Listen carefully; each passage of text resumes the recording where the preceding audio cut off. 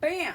Okay guys, can you do a ketogenic protocol if you have, let's say, hypoglycemia, but really no gallbladder or an infected gallbladder or gallstones, if you have kidney stones, if you have hypothyroidism, hyperthyroidism, Hashimoto's, can you do it? Yes. Now, it's not actually ketogenesis that's the problem. It's the right application of it. So let's get this clear. Let's get this very clear. When you do a ketogenic protocol and you have hypoglycemia, for example, these are people that literally overcrank their adrenals, they're eating high carbohydrate foods, they're not sleeping well at night, or they're skipping meals, so the blood sugar goes up and then it crashes. And then you have all these hormones to raise your blood sugar back up to baseline so you don't crash. But the glucagon, the IGF-1, the gluconeogenesis, it's not working very well. Insulin's over-secreting, your blood sugar drops and it stays down. That's the hypoglycemia. Or you have people who have reactive hypoglycemia where they eat a lunch and everything, their body just secretes too much insulin because they haven't been minding their meals and eating every couple of hours, and then the blood sugar just drops. That's a huge problem. If you do keto and you take away all the carbs, your hypoglycemic symptoms obviously might get worse. And if you have hypoglycemia and hypothyroidism, then it's like one issue on top of the other. Keto will either help you or it will hurt you. It's not the diet, it's the application of it. If you're not sleeping in enough deep REM state cycles, right? If you do not get enough fat in every couple of hours, if you have digestive issues because your HCl levels are too low, your peptides, your enzymes, you haven't eaten meat for a while, you're having issues on cooking as we're talking, so I'm like, I don't want to burn my food. These are things that you have to consider when you do a ketogenic protocol, right? Digestive issues, stress issues, thyroid issues, because the thyroid came from stress and poor eating and poor sleep cycles, lack of exercise. Well, some people can over-exercise and create hypothyroidism as well. The body's just overcranked, you worked out the wrong timing. So if you have, let's say, hypothyroidism, you gotta eat. You gotta get up and eat, and you gotta eat every couple of hours in the first 6 weeks of your keto adaptation, right? And if your hair starts falling out, you're probably not getting enough deep REM state cycles, which means you might have to go off keto until you learn how to sleep better. I think I have to turn off my little oven here because I've got food cooking. All right, we're good, we're back, stuff's back. And of course I have energy. I got some energy. And this is me at the age of, I'm 49 now, so you guys keep finding older videos. No, I am 49 now. Been doing keto, the ketogenic diet, almost 9 years, and all of this kind of stuff. So let's get back to it. So yes, if you have hypothyroidism, be careful. If you have hyperthyroidism, the rules still apply. If you have Hashimoto's where the thyroid's not working at all, you have problems making T3, making the thyroid hormone, the iodine molecules, then I must say that you have to be very careful. You got to eat.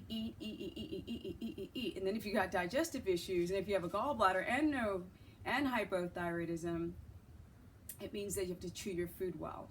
It means that if you have no gallbladder, which I'll go into the gallbladder, then ox bile salts is recommended, that because your gallbladder is either gone, which holds the bile salts from your liver, or it's thick and sludgy and messed up with too much estrogen, sludging up the gallbladder, making the salts kind of like stones or molasses.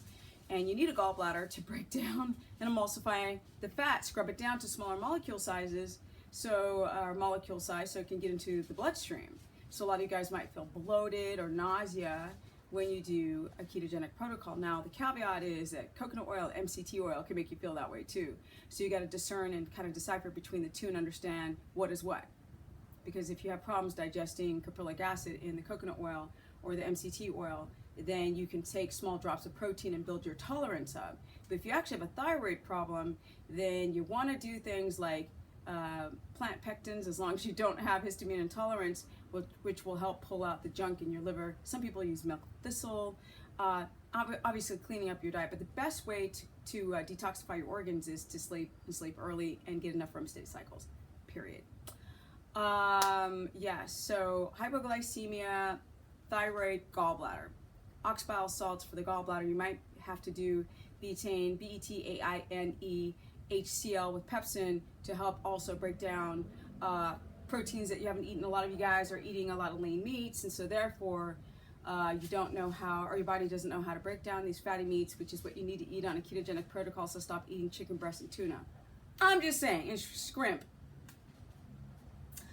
So that's my little tips, little tippy poos for today, that if you do the wrong application of keto, it's going to screw you up. Yeah, your reverse T4 to T3 might worsen, your TSH levels might spike, your gallbladder, if you start loading in a bunch of animal fats, long chain fats, it's going to freak out.